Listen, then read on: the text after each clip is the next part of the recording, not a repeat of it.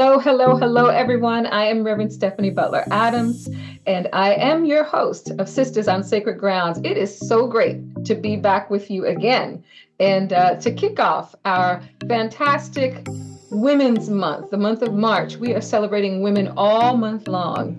And I thought, you know what? I need us to bring the woman who wrote the book that I have been telling people about for about a year and a half now.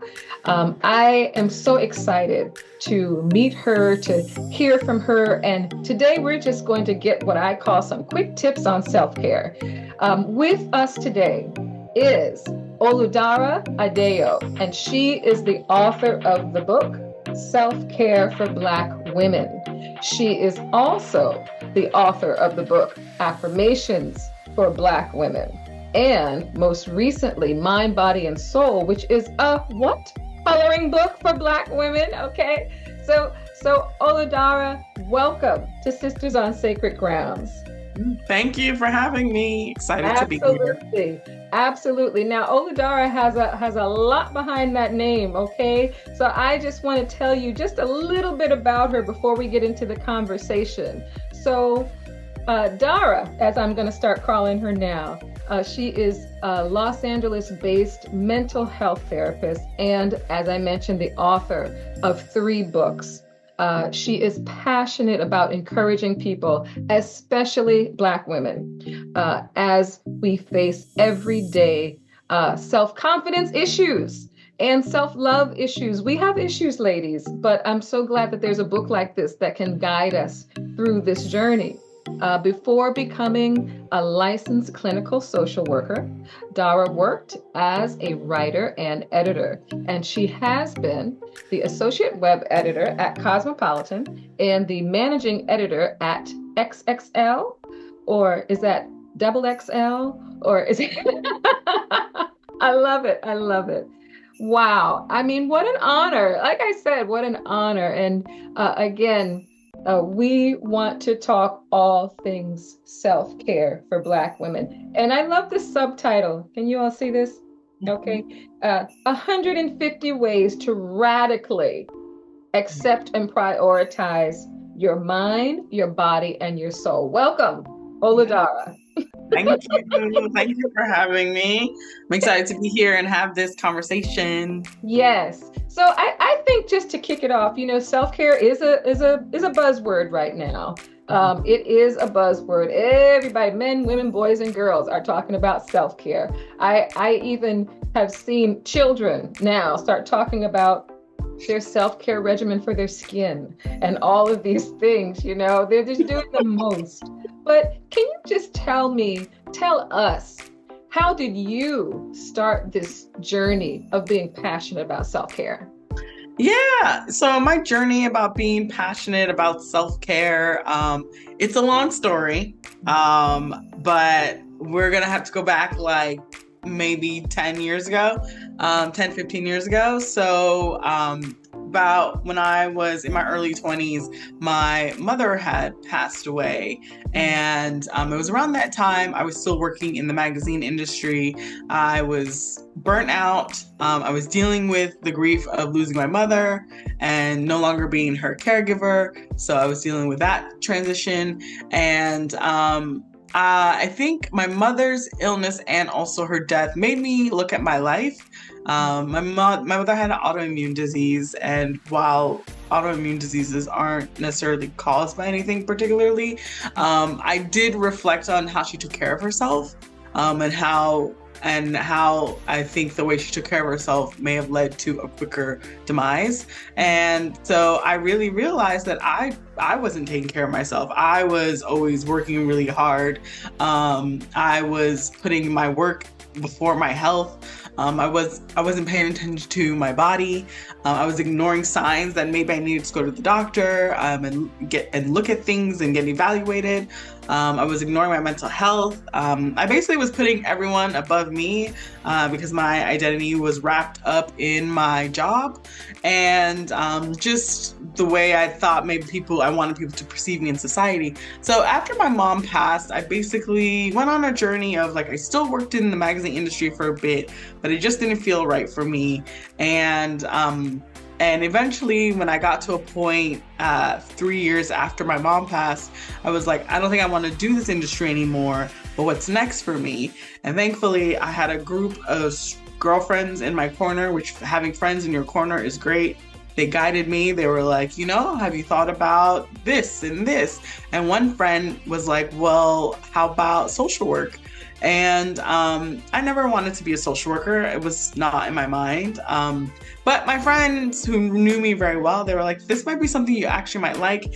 And I also had always wanted to be a therapist. So I thought that this would be a great path. And so basically, once I was looking around for schools, and I'm from the East Coast, but I applied to University of Southern California.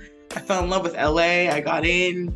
They gave me a scholarship. And so when I was I basically chucked it up to the universe. I chucked it up to God. And I was just kind of like, if I get into this school, if I get this scholarship, then I guess I have to go. And basically that's exactly what happened. And it was like every step was ordained ever since I got here. Internships felt very purposeful. I felt like I could have a future. I saw a clear vision. But I went into social work with the idea of focusing on wellness for Black women.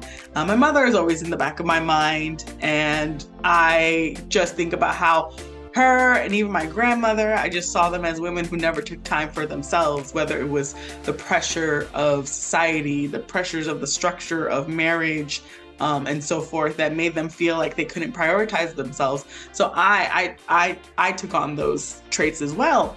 And while I was in grad school, we could always pick our assignments, and anytime, or subjects of our assignments, anytime a professor gave us that opportunity, I always researched wellness and Black women. I always looked at the connection between stress and our wellness and disease.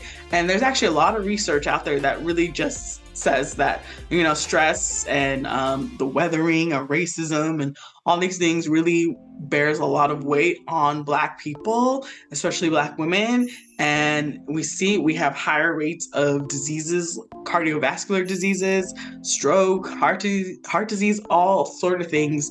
And it can all be tied back to just stress, the daily living of being a Black person in this world.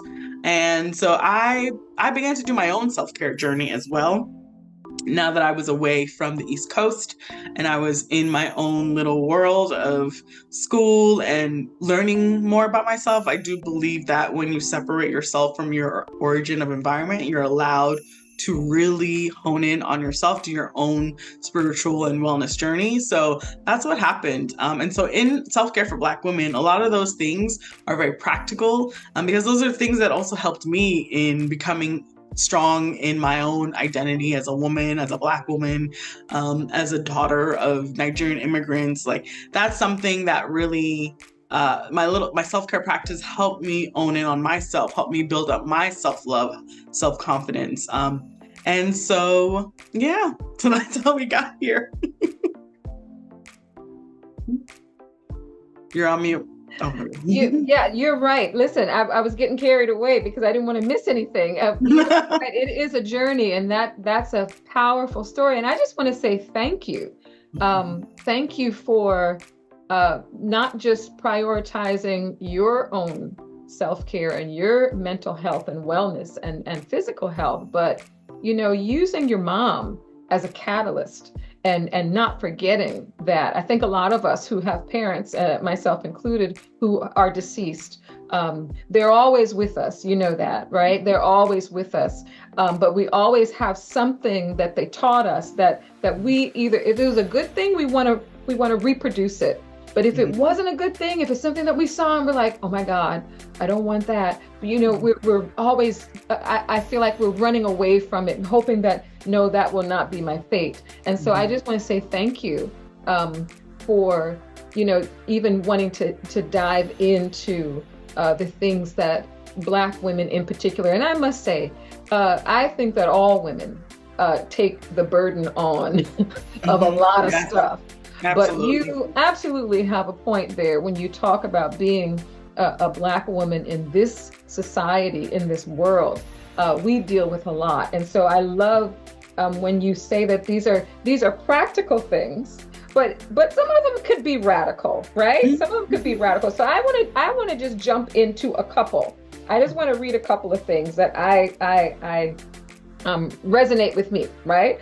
The first one, now, by the way, y'all, again, can you see that? Self-Care for Black Women. I need you to get the book. It's on Amazon. You can get the book. Yes. 150 Ways to Radically, and we're so radical, Black women. We're just radical, to radically prioritize mind, body, and soul. One of your tips, you say, check in with your thoughts. Okay, I just want to read a little teeny bit of this. Check in with your thoughts. It says to do a self-check with your mind, grab a notebook. Now answer these questions and reflect on them. What are my thoughts right now? How do these thoughts impact my mood? When did I start thinking about these things? How often am I thinking about them? And who is a safe person that I can share my thoughts with today? Can you tell us, just give us a snippet about why it's important to check in with your thoughts? Oh, yes. It's important to check in with our thoughts because sometimes we create our own worlds that are untrue, you know? I think that in regards to Black women, since we're talking about that, in regards to Black women, it's that this world can sometimes tell us feed us stereotypes. You know, they may tell us that we are not worthy of love, or we are hard to love, or we are ugly, or all these things just because of the way we look or naturally look. And so sometimes we internalize these messages, whether they're direct or indirect. And so you begin to think bad about yourself. And when you think bad about yourself, you're not going to be able to achieve the more than you want in this life. So you're not going to be able to achieve all the things that you want. So it's important to just really change the way that you think. And, you know, as a therapist, I know that it is possible. Like, our brains have the ability to rethink, rework, and reconfigure how we should think and feel about ourselves. Say that again, Dara. Rethink, rework, and reconfigure how we think about ourselves. That's powerful. And sisters, if you're watching, and brothers too, I want you to really think about that. All right? I want you to really internalize and think about that. Thank you. Okay, I want to move along because this one also resonated. Stop making yourself smaller. Yes. Dara says in this, she says, the hypervisibility that comes with being a Black woman can often make you feel like disappearing. Girl. She said, sometimes you really do want to vanish into a wall and avoid people looking at you. Talk to us about this, Oludara. Okay. There's so many things I could talk about this with, as I've dealt with this as a person who grew up in white and Asian spaces. I've dealt with hypervisibility my whole life. And that hypervisibility can come with like positive things, but also it comes with a lot of negative things, whether it's people viewing you as a danger or a threat, or just criticizing you and questioning you. So this is like, you know, when you're in spaces where people may feel like you don't belong, where people may feel like you have to prove why you're there. And so when you're in the spaces, sometimes you're afraid to show yourself because it's like, oh wow, everyone's looking at me.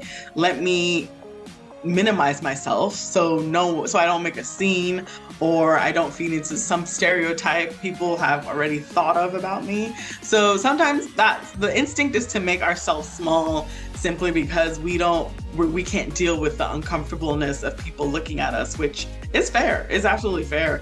But it's important to not make yourself small, because that's what a lot of people are also expecting.